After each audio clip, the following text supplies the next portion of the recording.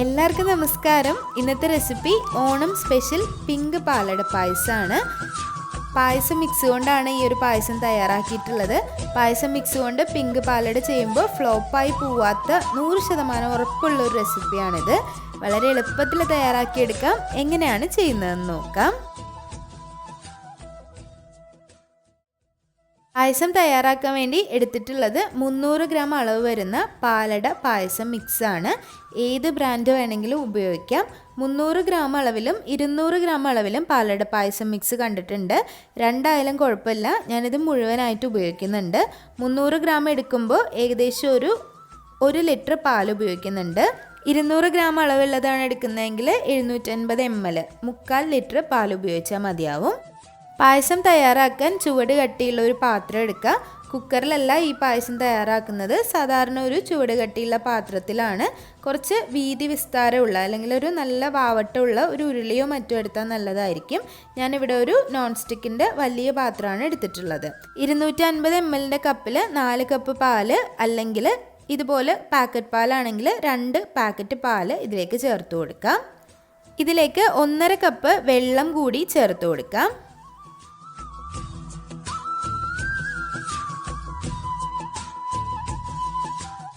വെള്ളം ചേർത്ത് കൊടുത്തതിന് ശേഷം പാല് നല്ലതുപോലെ തിളപ്പിച്ചെടുക്കാം.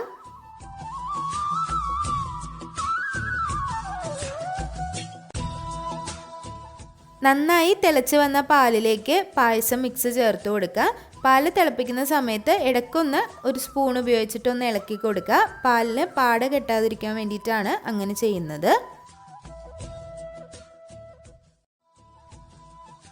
300 ഗ്രാം പായസം മിക്സ് ഇതിലേക്ക് ചേർത്ത് കൊടുക്കാം. അത്യാവശ്യം കുറുക്കിയിട്ട് എടുത്തു കഴിഞ്ഞാൽ ഏകദേശം ഒരു 5 ഗ്ലാസ് പായസമാണ് ഈ ഒരു അളവിൽ ചെയ്താൽ കിട്ടുന്നത്. പാലട മിക്സ് ചേർത്ത് കൊടുത്തതിന് ശേഷം ഒന്ന് ഇളക്കി കൊടുക്കുക. ആദ്യത്തെ ഒരു 5 മിനിറ്റ് നേരം ഹൈ ഫ്ലെയിമിൽ വെക്കുക. അപ്പോഴേക്കും ഈ ഒരു പാലടയും പാലും നല്ലതുപോലെ തിളച്ച് തുടങ്ങും. തിളച്ച് തുടങ്ങുന്ന സമയത്ത് ഒരു മീഡിയം ഫ്ലെയിമിൽ വെച്ചിട്ട് ബാക്കി 15 മിനിറ്റ് കൂടി ഒന്ന് കുക്ക് ചെയ്തിട്ടെടുക്കാം.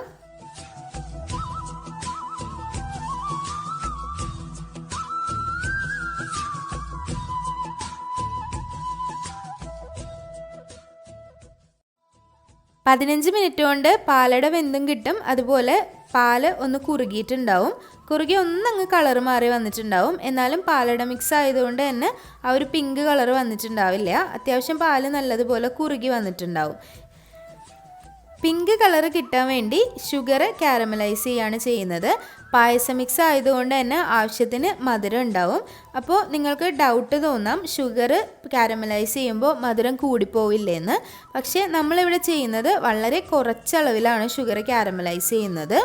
അതിനുവേണ്ടി ഒരു തടുക്ക എടുത്തിട്ടുണ്ട്. അതിലേക്ക് 1/2 ടേബിൾ സ്പൂൺ ഷുഗറാണ് ചേർക്കുന്നത്. 1/2 ടേബിൾ സ്പൂൺ പഞ്ചസാര ചേർത്ത് കൊടുക്കുന്നുണ്ട്. ഒരുപാട് പഞ്ചസാര ചേർക്കുമ്പോഴാണ് പായസത്തിന് മധുരം കൂടിപ്പോകുന്നത്. ഞാൻ മുൻപ് കുക്കറിൽ പിങ്ക് പാലട ഉണ്ടാക്കുന്ന പായസം അപ്ലോഡ് ചെയ്തിട്ടുണ്ടായിരുന്നു. അത് കുറച്ച് പേരൊക്കെ ചെയ്തിട്ട് മധുരം കൂടിപ്പോയി എന്നുള്ള കമൻസ് കണ്ടിട്ടുണ്ടായിരുന്നു. അതുപോലെ കുറേ പേർക്ക് പാല് പിരിഞ്ഞു പോകുന്ന പ്രശ്നങ്ങളൊക്കെ ഉണ്ടായിരുന്നു. 1/2 ടേബിൾ സ്പൂൺ പഞ്ചസാര ഇതുപോലെ കാരമലൈസ് ചെയ്യുമ്പോൾ ഒരുപാട് ടൈം എടുക്കില്ല. ഞാൻ ഈ ഒരു വീഡിയോ കട്ട് ചെയ്തിട്ടില്ല. ഇതേ ടൈം തന്നെയാണ് എനിക്ക് എടുത്തിട്ടുള്ളത്. ഒന്നങ്ങ് നിരത്തിയിട്ട് കൊടുത്താൽ പെട്ടെന്ന് തന്നെ ഷുഗർ കാരമലൈസ് ആയി വരും. അതുപോലെ ഷുഗർ കാരമലൈസ് ചെയ്യുമ്പോൾ ഒരുപാട് അങ്ങ് കറുപ്പിച്ച് കളയാൻ പാടില്ല. ചെറിയൊരു ലൈറ്റ് ഗോൾഡൻ ബ്രൗൺ കളർ ആവുന്ന സമയത്ത് നമുക്കതിങ്ങ് എടുക്കാം. ഫ്ലെയിം ഓഫ് ചെയ്യണം.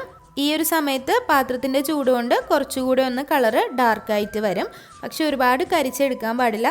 കാരമലൈസ് ചെയ്ത പഞ്ചസാരയിൽ നിന്ന് പകുതി ഭാഗമാണ് പായസത്തിലേക്ക് ചേർത്ത് കൊടുക്കുന്നത്. മുഴുവനും ചേർത്ത് കൊടുക്കേണ്ട ആവശ്യമില്ല. പകുതി ചേർക്കുമ്പോൾ തന്നെ നമ്മുടെ പായസം നല്ലൊരു പിങ്ക് കളറായിട്ടുണ്ടാവും. അതുകൊണ്ട് തന്നെ ഒരുപാട് മധുരം ഒന്നും ഇതിനുണ്ടാവില്ല. കുക്കറിൽ പാലട പായസം ചെയ്ത് കുറച്ച് പേർക്കെങ്കിലും മധുരം കൂടിപ്പോയി എന്നുള്ള കമൻസ് കണ്ടിരുന്നു. ഈ ഒരു പായസത്തിന് അങ്ങനെ ഒരു പ്രോബ്ലം ഉണ്ടാവില്ല. അതുകൊണ്ട് തന്നെയാണ് ഞാനിത് ട്രൈ ചെയ്ത് നോക്കിയതിന് ശേഷം സക്സസ് ആയപ്പോഴാണ് ഈ ഒരു പായസം പോസ്റ്റ് ചെയ്യുന്നത്. അതുപോലെ കുക്കറിൽ വെക്കാത്തതുകൊണ്ട് തന്നെ പാല് പിരിഞ്ഞു പോകുന്ന പ്രശ്നങ്ങളൊന്നുമില്ല. ഇനി ഇതിലേക്ക് 1 ടേബിൾ സ്പൂൺ നെയ്യ് കൂടി ചേർത്ത് കൊടുക്കണം. നെയ്യ് ചേർത്തതിന് ശേഷം മിക്സ് ചെയ്ത് കൊടുക്കുക.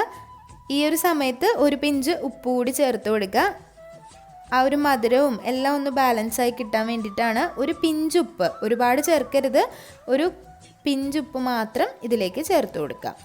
ഏകദേശം ഒരു 10 മിനിറ്റ് ആവുമായിരിക്കും പാലൊന്ന് തിളച്ച് കിട്ടാൻ. അതിനുശേഷം ഒരു 20 മിനിറ്റ് കൂടി ഉണ്ടാവും നമുക്ക് ഈ ഒരു പായസം തയ്യാറാക്കിയെടുക്കാൻ. ഒരു അരമണിക്കൂർ അല്ലെങ്കിൽ ഒരു 40 മിനിറ്റിൽ ഈ ഒരു പായസം നമുക്ക് തയ്യാറാക്കിയെടുക്കാം. നല്ല പെർഫെക്റ്റ് ആയിട്ട് പിങ്ക് കളറിൽ തന്നെ പായസം മിക്സ് കൊണ്ട് ഈ ഒരു പായസം തയ്യാറാക്കാം. വേറെ ഒരു ഇൻഗ്രീഡിയൻസും ഇതിലേക്ക് ആഡ് ചെയ്യേണ്ട ആവശ്യമില്ല. ഓൾറെഡി പായസം മിക്സിൽ എല്ലാം ആഡ് ആയിട്ടായിരിക്കും നമുക്ക് കിട്ടിയിട്ടുണ്ടാവുക. അടിപൊളി ടേസ്റ്റാണ്. എല്ലാവരും ഓണത്തിന് ട്രൈ ചെയ്ത് നോക്കണം. ട്രൈ ചെയ്ത് നോക്കിയിട്ട് അഭിപ്രായങ്ങളൊക്കെ കമൻറ്റ് ബോക്സിൽ അറിയിക്കണം.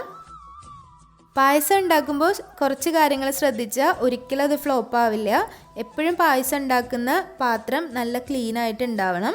നമ്മൾ കറിയൊക്കെ ഉണ്ടാക്കുന്ന പാനോ അല്ലെങ്കിൽ കടായിയോ അല്ലാന്നുണ്ടെങ്കിൽ കുക്കറൊക്കെ ആയിരുന്നാൽ പോലും കറിയൊക്കെ ഉണ്ടാക്കുന്ന സമയത്ത് എന്തെങ്കിലുമൊക്കെ അതിൻ്റെ ഒരു പാർട്സ് ഉണ്ടെങ്കിൽ പെട്ടെന്ന് തന്നെ പാല് പിരിഞ്ഞു പോകാൻ ചാൻസ് ഉണ്ട്.